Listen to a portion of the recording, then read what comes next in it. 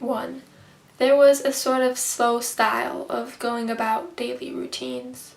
At night, we would watch the stars, and my brother would point out constellations and planets.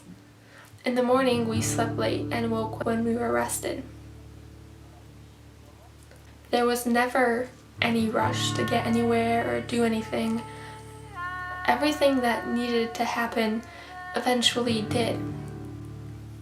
I spent whole days without checking the time or even knowing what the date was, and surprisingly that was okay. 2. Our evenings were campfires and roasting foods over flames, and characteristically for my introverted laid-back family, instead of singing songs together or telling stories, we sat by the flickering light and read. 3. The scariest part was taking a ferry to a nearby island. I am never comfortable on boats, but life on the island seemed beautiful, and I think I'd be able to bear a 30-minute ferry ride if I could have the privilege of living there. 4. The week passed slowly, and somehow throughout it all the idea of stress in school felt far away. I could read and I could think and enjoy the air without worrying, and maybe that was the best gift the trip brought. 5. And whenever I go on a trip, I come back wanting to move wherever it is I stayed. This time was no different, but the ache to stay rooted there seemed stronger. My family stayed at this beautiful cottage surrounded by open space and a little forest that belonged to the house.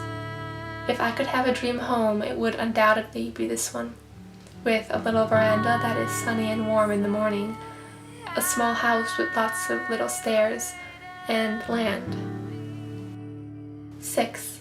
This area was barely touristy.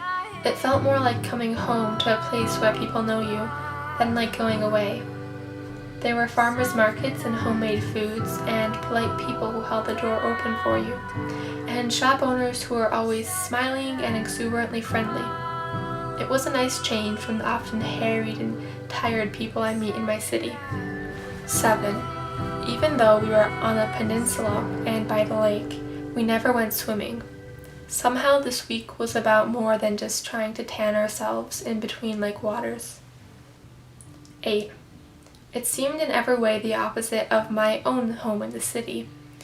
There was fresh air, silence, open spaces, no neighbors too close for comfort, small and quiet things, little businesses, and unhurried people.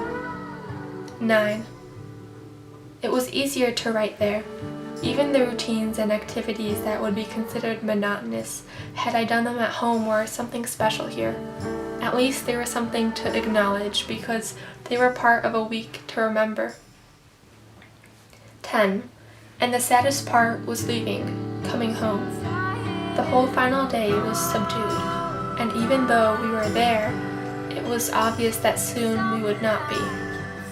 That last day was marked by an air of things ending, and when I came home, I was restless.